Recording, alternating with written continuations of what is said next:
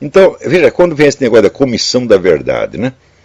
Então, uma comissão, presta atenção, uma comissão que se intitula Comissão da Verdade já é empulhação desde o início. Porque nenhum investigador honesto, ele pode garantir que as suas conclusões serão verdadeiras. Se ele já garante antecipadamente, eu vou lhes dar a verdade, ele está mentindo desde o início. Então, o nome Comissão da Verdade já é em si uma empulhação. Comissão de investigação, comissão de inquérito, sim. Ou seja, nós vamos averiguar, nós vamos tentar descobrir a verdade. Não podemos garantir que vamos lhes dar a verdade. Esses filhos da puta, vigaristas, trapaceiros, já dizem Comissão da Verdade. E o pessoal aceita isso. Né? O simples fato de você aceitar este título, né, já mostra que você aceita propaganda enganosa. Você tinha que ir na delegacia do consumidor e dar uma queixa imediatamente. Não existe, não pode haver uma comissão de inquérito que se intitule Comissão da Verdade, isso é propaganda enganosa. É? Em segundo lugar, veja, uma coisa que os próprios militares não percebem. Quando esta comissão diz que vai excluir das suas investigações os crimes dos terroristas, sob a alegação de que foram reações justas a um governo ilegítimo, o que ela faz? Ela exclui do exame as circunstâncias atenuantes dos crimes do outro lado. É? Ora, que crime pode ser compreendido ou investigado quando ele é separado do crime do qual ele é uma retaliação? Não é possível isto. Então, isso quer dizer que os resultados, a verdade que eles estão prometendo, eles mesmos já estão anunciando antecipadamente. Olha aqui, nós vamos fazer essa comissão para pôr no seu cu. Então, a condenação já está dada, pelo simples fato de recusar examinar equitativamente os crimes de um lado e os crimes do outro, já está dada a conclusão, meu Deus do céu. É? Porque não é a mesma coisa você cometer um crime, por exemplo, numa situação de paz e ordem, né? A polícia prende um infeliz e enche ele de porrada e mata, tá certo? E isto acontecer no meio de uma guerra não é a mesma coisa. De maneira alguma. No meio de uma guerra existe violência e excesso dos dois lados, como o capitão Lamarca, que matou um prisioneiro acoronhado, prisioneiro amarrado, matou acoronhado. Tá certo? Então por que Ora, o Lamarca fazer isso é lindo, porque estava reagindo contra um regime ilegítimo. É? Então, em primeiro lugar, quem diz que o regime é ilegítimo? Existe alguma sentença judicial transitada em julgado que diz que aquele regime foi ilegítimo? Se o regime foi ilegítimo, todos os atos dele têm que ser revogados. Se você não revoga todos os atos, inclusive todos os portos, aeroportos, estradas que o governo fez, então não é ilegítimo, meu filho. É? Quer dizer, essa premissa de que o governo era ilegítimo, ela em si é totalmente ilegítima e furada.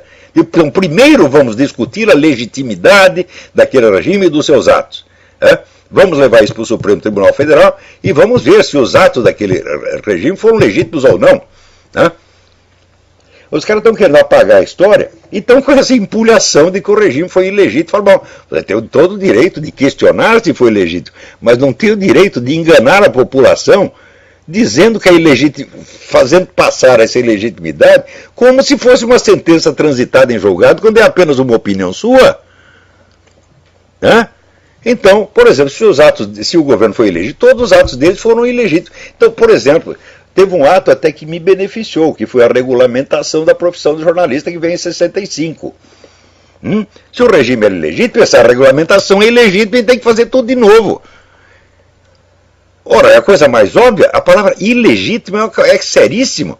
Vocês que o governo era ilegítimo, então os atos dele não valem. É? Ora, vocês querem isso? Vocês querem deslegitimar todos os atos do governo? Não, não. Só alguns. Então vocês não o consideram ilegítimo. Vocês estão mentindo. Não é isso? E, quer dizer, em terceiro lugar, não se pode compreender nada do que aconteceu no Brasil naquela época fora do contexto internacional. Porque todos vocês, terroristas, vocês tinham apoio internacional, ao passo que o nosso exército não tinha, meu filho. Hã? O exército foi fazer uma aliança com outros governos muito mais tarde, que chamou Operação Condor, que você criou um rolo. A Operação Condor veio 20 anos depois da OLAS, Organização Latino-Americana de Solidariedade, que espalhou guerrilha para tudo quanto é lado, está sendo financiada por Havana, por Moscou, por Pequim. Quer dizer, vocês têm a conexão internacional, os outros não podem nem mesmo para reagir tardiamente a vocês. Quer dizer, em tudo isso está havendo, quer dizer, um julgamento tão unilateral, tão enviesado, tão falsificado, que, na verdade, né, o simples fato da coisa se chamar comissão da verdade já mostra que é uma empulhação. Vocês não podem aceitar isso de jeito nenhum. E esses militares que ficam se fazendo de bonzinhos, dizendo, agora nós já temos a nossa missão profissional, etc, etc. Vocês estão bancando os avestruzes, porra. Você não esqueça o seguinte, quando o avestruz enfia a cabeça no buraco, ele levanta o cu.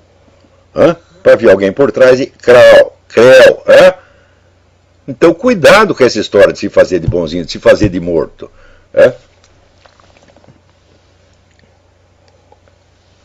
Você precisa entender que esse negócio de PT, isso é uma quadrilha de bandidos, tá certo? Articulado com outros bandidos, articulado com 200 organizações, entre as quais organizações criminosas como as Farc, o MIR, etc., para dominar completamente o continente latino-americano. E vocês ficam conversando, tá certo? Como se fosse apenas uma concorrência democrática, pessoas que têm ideias diversas. Vocês estão com a cabeça no mundo da lua, meu Deus do céu. Quer dizer, esse medo de ver a realidade, medo de ficar com medo, quer dizer, é o suprassumo da covardia. E é uma brincadeira perigosa. Sempre que fizeram... Olha, isso aí é a mesma coisa que a ascensão do Hitler na Alemanha.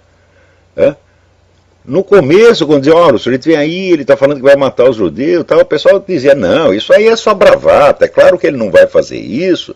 Falaram a mesma coisa do Lenin. Quando Lenin tomou o poder em 1917, se espalhou por todo o mundo os investidores ocidentais. Não, ele não é comunista, não. Isso é só da boca para fora, é só para assustar a criancinha. Na hora H ele vai fazer as contas e vai ver que não dá, vai voltar. É sempre assim. Conversa calmante é para anestesiar a vítima. Quando é que vocês vão aprender isto, meu Deus do céu? Sobretudo quando a conversa calmante vem da própria fonte da ameaça. Ora, é fácil você ver que esse pessoal da esquerda, ele sempre faz assim, eles fazem divisão de trabalho. Metade diz para você, nós vamos matar todos vocês, nós vamos acabar com vocês, tá certo? Vamos liquidar vocês. A outra metade diz, não, isso é paranoia, não vai acontecer. É sempre assim, vocês ainda não perceberam, meu Deus do céu. Você vê que beleza? Vê o espírito de isenção e de justiça que tem essa porra dessa comissão da verdade, que está aí prostituindo a palavra verdade, esvaziando de toda substância, acostumando as pessoas a chamar de verdade o que é propaganda propetista. Né? Quer dizer, na próxima geração, o sujeito escuta falar uma coisa contra o PT e fala, não, isso não é verdade, verdade é só o PT. Então mudaram o sentido da palavra verdade. Verdade é o que é a favor deles. Agora, quer investigar os crimes dos militares? Eu acho que deve investigar todos, mas principalmente esse que foi o maior deles. E esse, vocês todos foram cúmplices. Então vamos lá. Encobrindo esse detalhe, fugindo ao cotejo dos números, trocando os efeitos pelas causas e partindo do pressuposto tácito de que os crimes praticados a serviço de Cuba estão acima do julgamento humano, a Comissão da Verdade é, de alto a baixo, mais uma farsa publicitária montada segundo o modelo comunista de sempre. Seu objetivo não é o mero revanchismo, como ingenuamente eu penso aos militares. É habituar o povo a conformar-se com um novo padrão de justiça, no qual, a priori e sem possibilidade de discussão, um lado tem todos os direitos e o outro não tem nenhum. A única coisa estranha nessa reencenação de um script tradicional é que suas vítimas ainda procedam como se esperassem de seus julgadores alguma idoneidade e senso de equilíbrio, sentindo-se surpreendidas e chocadas quando a igualdade perante a lei lhes é negada. Tanto quanto os cristãos se sentem repentinamente traídos quando o governo Dilma volta atrás no seu compromisso antiabortista de campanha. Não há nada de surpreendente em que as cobras venenosas piquem. Surpreendente é que alguém ainda se surpreenda com isso.